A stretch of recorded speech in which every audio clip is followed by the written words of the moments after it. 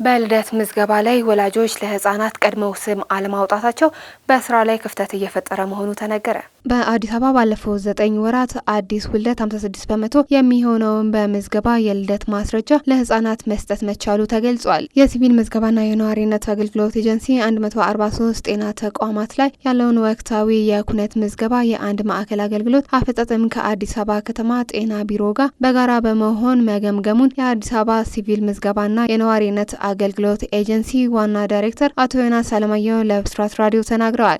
የሶስተኛ የሩብ ዓመት የጤና ተቋማት ክትትልና ድጋፍ ሪፖርት ቀርቦ ውይይት በተደረገባቸው ወቅት በአንድ ማዕከል አገልግሎት ወቅት የወላጅና ለህፃናት የቀድሞ ስም የማውጣት የደጋፊ ማስረጃ አለማቅረብ፣ የሰው ኃይል እጥረት እንዲሁም በአንዳንድ ተቋማት ላይ የምዝገባ መቆራረጥ ለስራው ክፍተት መሆኑን ተናግረዋል። በሌላ በኩል በ2017 ዓ.ም በ9 ወር ውስጥ የተመዘገበ ወቅታዊ የልደት ምዝገባ 64,975 መድረሱንም ተገልጿል። በአዲስ አበባ በ9 ወራት ከተከሰተ ውልደት 56 በመቶ የሚሆነውን በመመዝገብ የልደት ማስረጃ ለህፃናት መስጠት መቻሉም ተጠቁሟል። ኃላፊው በወቅቱ የኩነት ምዝገባ የተሻለ ውጤት እንዲመዘገብ ለማድረግ እንደሚሰራ የገለጹ ሲሆን በክፍተት የተለዩ ቢሮውን የሚመለከቱ የምዝገባ ቢሮ የግብአትና የክትትል ክፍተቶች በማረም ስራው በቀጣይ ለበለጠ ውጤት እንዲያመጣ እንደሚሰራም ተናግረዋል። የኤጀንሲ ዋና ዳይሬክተር አቶ ዮናስ የሲቪል ምዝገባ ስርዓት እንዲቀርና በአንድ ማዕከል አገልግሎት በመስጠት ረገድ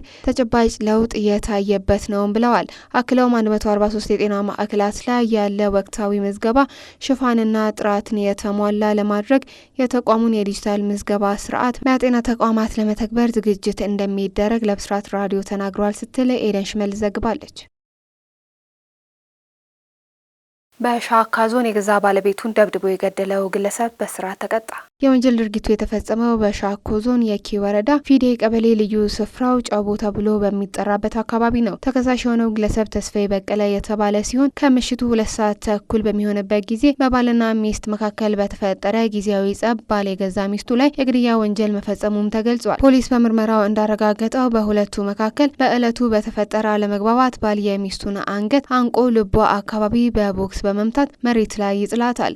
በመቀጠልም በወደቀችበትም እጇን ወደ ኋላ በኃይል ጠምዝዞ በመያዝ በእግሩ በእርግጫ በተደጋጋሚ በመደብደብ ህይወቷ እንዲያልፍ ማድረጉን የደቡብ ምዕራብ ኢትዮጵያ ህዝቦች ክፍል ፖሊስ የህዝብ ግንኙነት ኮሚኒኬሽን ዳይሬክቶሬት ዳይሬክተር ኢንስፔክተር ደጀኔ አሰፋ ለብስራት ራዲዮ ተናግረዋል። የሻኮ ዞን ፍትህ መምሪያ የልዩ ልዩ ወንጀሎች አቃቢ ከፖሊስ የደረሰውን የምርመራ መዝገብ መነሻ በማድረግ ተከሳሽ ተስፋዬ በቀለ የኢፌድሪ ወንጀል ህግ አንቀጽ 539 ንዑስ አንቀጽ 1 ሀሌታ ውሃ ስር የተመለከተውን በመተላለፉ የግድያ ወንጀል በመፈጸሙ አቃቢ ህግ ግለሰቡ ከባድ የሰው መግደል ወንጀል ክስ መስርቶበት ፍርድ ቤትም አቅርቦታል። የክስ መዝገቡን ሲመለከት የቆየው የሸካ ዞን ከፍተኛ ፍርድ ቤትም ቴፒ ምድብ ችሎት የሰው ምስክሮችን አዳምጦ አቃቢ ህግ ከሶ ያቀረበውን ክስ ተከሳሽ የማስተባበል ባለመቻሉ ፍርድ ቤቱ ጥፋተኛም ብሎታል። በዚህም መሰረት የሻኮ ዞን ከፍተኛ ፍርድ ቤት ቴፒ ምድብ ችሎት ተከሳሽ ተስፋዬ በቀለን በ12 ዓመት እስራት እንዲቀጣ ውሳኔ ማስተላለፉን ኢንስፔክተር ደጀኔ አሰፋ ለብስራት ራዲዮ ተናግረዋል። ዘገባው የሳምራዊ ስዩም ነው። የሱዳን የሽግግር መንግስት በይፋ መፍረሱ ተገለጸ። አዲሱ የሱዳን ጠቅላይ ሚኒስትር በሉዓላዊ ምክር ቤቱ ሊቀመንበር ጀነራል አልቡርሃን ፊት ቃለ መሐላ ፈጽመው በይፋ ስራቸውን ጀምረዋል። በሱዳን አዲስ የተሾሙ ጠቅላይ ሚኒስትር ካሚል ኢድሪስ የሽግግር መንግስቱን በመበተን የሚኒስትሩ መስሪያ ቤት ዋና ጸሐፊነት እና የበታች ጸሐፊነት አዲስ አስተዳደር እስኪቋቋም ድረስ መንግስታዊ ስራቸውን እንዲቀጥሉ ኃላፊነት መሰጠቱን ሱና ዘግቧል። ይህ ማስታወቂያ በእሁድ ምሽት በአዲሱ ጠቅላይ ሚኒስትርና ካቢኔያቸው መካከል የተደረገውን ስብሰባ ተከትሎም ነው የመጣው። ጠቅላይ ሚኒስትሩ በቅርብ ጊዜ ውስጥ የነበረው የካቢኔውን ጥረት አወድሰዋል። በተለይም አገሪቱ ከፓርላሜንታሪ ፈጣን ድጋፍ ሰጪ ኃይሎች ጋር ባደረጋቸው የክብር ጦርነት ለነበራቸው አስተዋጽኦ እውቅናም ሰጥተዋል። ኢድሪስ መጪው ምዕራፍ ለመልሶ ግንባታ ከፍተኛ ርብርብ እንደሚጠይቅም አሳስበዋል። ስብሰባቸው የጠቅላይ ሚኒስትር የወደፊት ራዕይና የሽግግር ጊዜውን በተመለከተ በቀረበው መርሃ ግብር ላይም ተወያይተዋል። ከስብሰባው በፊት በፊት ለሱዳናውያን ባደረጉት ንግግርም ኢድሪስ መንግስታቸው ቀዳሚ የሚሰጣቸውን ጉዳይም ዘርዝረዋል። እነሱም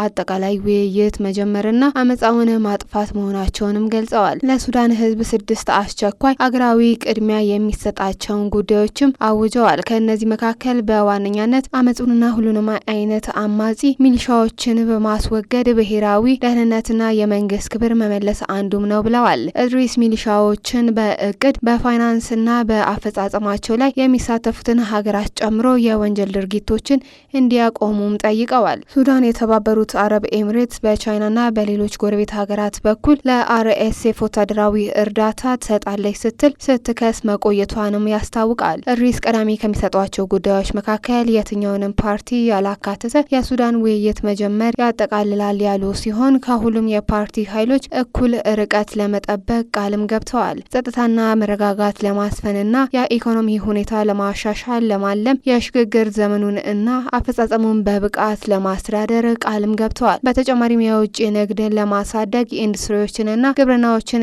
እንደገና ለማንቀሳቀስ የሱዳን መንግስት መልሶ የማዋቀር የመልሶ ግንባታ ስራዎች ለመስራትና ቅሬታዎችን ለመፍታት እቅድ መያዛቸውን አብራርተዋል። የተቃወሙኝን ሁሉንና የሚደግፉኝን ሁሉ አመሰግናለሁ። አንድ ላይ ሆነና አንድ የተወሰነ ሀገራዊ ፕሮጀክት ላይ መድረስ እንችላለን። አንድ ላይ ሆነን ይህንን ታላቅ ህዝብ ከጨለማ ዋሻ ውስጥ መምራት እንችላለንም ብለዋል። የግል ክብርና አልሻም በህዝብ የሚመራ አገልጋይ እንጂ በጥቅም የሚመራ አገልጋይ መሆን አልፈልግም ሲሉም ተደምጠዋል።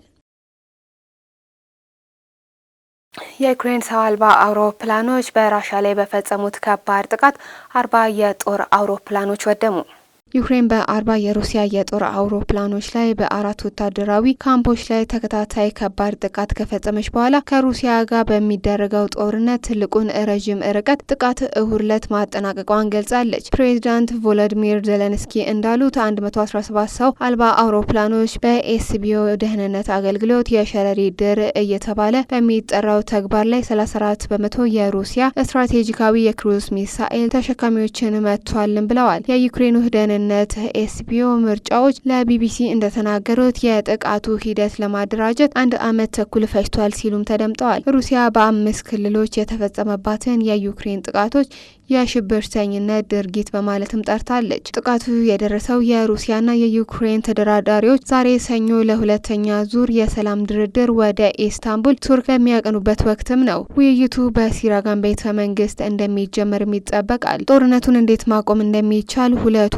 ተፋላሚ ወገኖች በጣም የተራራቁ በመሆናቸው የሚጠበቀውን ውጤት ዝቅተኛም ነው። ይህ በእንዲህ እንዳለ የዩክሬን ባለስልጣን በሳምንቱ መጨረሻ በግዛታቸው ላይ ግዙፍ ሰው አልባ አውሮፕላኖች እና ሚሳኤሎች ጥቃት መፈጸማቸውን አስታውቀዋል። በካርኪቭ የተፈጸመውን ጥቃት ተከትሎ የ7 ዓመት ህጻን ጨምሮ ቢያንስ 6 ሰዎች ቆስለዋል ሲል የክልሉ ርዕሰ መስተዳድር ተናግሯል። በሌላ ቦታ የሩሲያ መንግስት የዜና ወኪል ሪያ የሀገሪቱ የጸጥታ አገልግሎት በምስራቅ ሩሲያ የተፈጸመውን ጥቃት ሙከራ ማክሸፉን ገልጿል። በፕሪሞሬ ክልል 2 ነዋሪዎች የዩክሬን ትዕዛዝ የባቡር ሀዲዱን ለማበላሸት እየሞከሩም ነው ተብሏል። የሩሲያ ፕሬዝዳንት ቭላዲሚር ፑቲን በየካቲት 2022 በዩክሬን ላይ ሙሉ በሙሉ ወረራም ጀምሯል። ሞስኮ በአሁን ጊዜ በ2014 የጠቀለለቻትን የደቡብ ክራይሚያ ሊሳን ምድር ጨምሮ 20 በመቶ የሚሆነውን የዩክሬን ግዛት በእጇ ይገኛል። የዩኤስቢ ምንጮች እንደተናገሩት ከተመቱት የሩሲያ አውሮፕላኖች መካከል ቱ-95 እና